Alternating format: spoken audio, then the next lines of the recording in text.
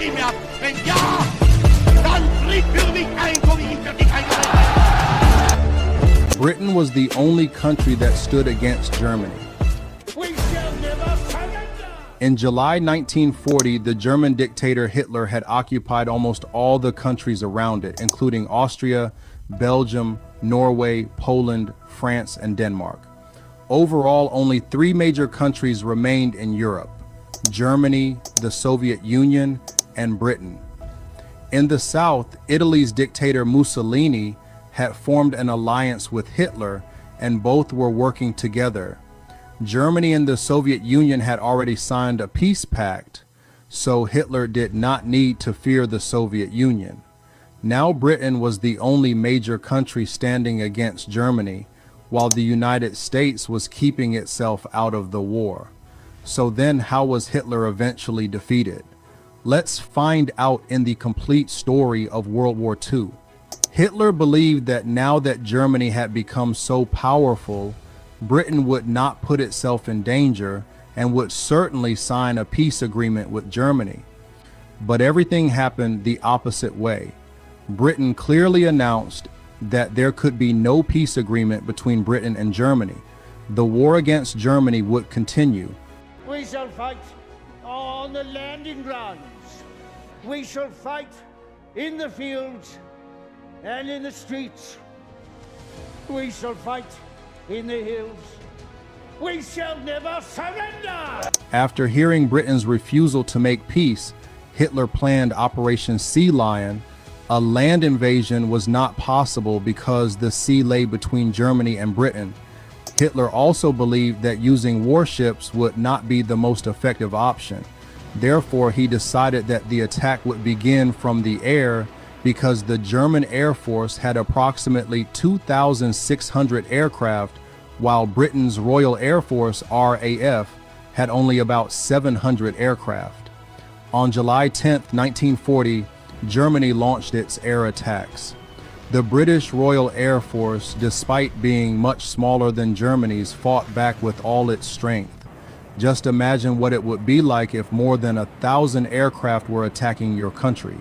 Yes, that is exactly what Hitler did. On September 15, 1940, Hitler ordered his Air Force to send more than 1,000 aircraft and end the war in a single massive attack. The actual number of aircraft was 1,120, while Britain managed to deploy 630 aircraft in response. The battle began, and the skies turned into a deadly battlefield. As a result of this aerial battle, Germany lost 60 aircraft, while Britain lost only 29 aircraft. After suffering this setback, Hitler failed to break Britain's resistance. Britain successfully repelled the German attack, and even today, this day is remembered as Battle of Britain Day. But the surprising thing was this: how did Hitler end up facing defeat despite having so much power? Let's understand this with an example. When the Russia-Ukraine war began and Russia invaded Ukraine, almost everyone believed that Russia would completely capture Ukraine within just a few weeks. However, the opposite happened.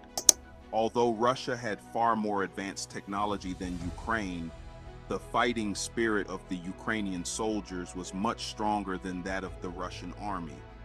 This is because when a country is invaded, its people know that if they do not fight with full courage and determination, they may lose their homeland. Even today, Ukraine has been largely successful in defending its country. This was the moment when Hitler experienced his first major setback. As a result, Hitler postponed Operation Sea Lion because he had realized that continuing attacks on Britain would achieve nothing. Intoxicated by his power, Hitler abandoned his plans against Britain and instead decided to attack the Soviet Union. By April 1941, Bulgaria, Hungary, and Romania had already formed an alliance with Germany, and Hitler had occupied Yugoslavia and Greece. In reality, the Italian dictator Mussolini wanted to conquer Greece and Libya. However, the British presence in the Mediterranean Sea was very strong, so Mussolini could not defeat the British forces on his own. Seeing this, Hitler sent German troops to Libya and also occupied Yugoslavia and Greece. Hitler believed that if he could somehow conquer the Soviet Union, Britain would become so frightened that it would come to the negotiating table and sign a peace agreement. In fact, Hitler did not want to continue fighting Britain. He wanted a peace treaty. The question was, if Hitler already had a non-aggression agreement with the Soviet Union, why attack it? The reason was that Hitler believed he could achieve anything he wanted. Another reason was that conquering such a vast territory would make Germany the world's greatest power. However, attacking the Soviet Union proved to be one of Germany's biggest mistakes. Hitler adopted the same overall strategy for invading the Soviet Union. He divided the German army into 3 groups. The first group would advance through the Baltic region toward Leningrad. The second group would attack Moscow, while the third would advance through Ukraine.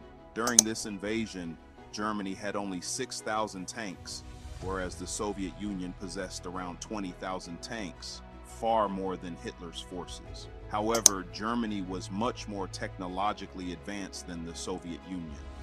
Therefore, Hitler still had an important advantage. The Soviet Union knew that it could not face Germany alone, so it planned to join forces with Hitler's enemy, Britain, in order to fight against Germany. Now, to transport military supplies from Britain to the Soviet Union, a land route was established that passed through Iran. But there was one major problem. The Iranian government supported Hitler, so they would never allow their territory to be used for transporting war supplies. Therefore, Britain and the Soviet Union jointly invaded Iran. Meanwhile, due to Hitler's blitzkrieg strategy, the German army advanced about 100 kilometers into the Soviet Union within just 2 days. And within only a few weeks, they had pushed so far forward that they were just 300 kilometers away from Moscow. At that point, the German army's further advance was delayed until October because disagreements had started to emerge between Hitler and his own military commanders. By then, the weather had also begun to change, and the cold started to intensify. This gave the Soviet army a slight advantage because they were experienced in fighting under extremely harsh winter conditions. At the same time, some Soviet troops that had been stationed against Japan were now able to return and fight the German army because the Soviet Union and Japan had signed a non-aggression pact. Then another major turning point came in our story when Japan launched an unprovoked attack on the American naval base Pearl Harbor, killing around 2,300 American soldiers. Up until that moment, the United States had not entered the war because it had previously stated that it had become too deeply involved in World War I and would stay out of this war, saying, "This is your war, you deal with it yourselves." But after Japan's attack, the United States announced that it was now entering World War II. December 7th, 1941, a state of war has existed between the United States and the Japanese Empire. This was the first part of Hitler's downfall. If you want to watch the second part, write part 2 in the comments. And don't forget to subscribe to my channel so you'll be notified as soon as part 2 is released.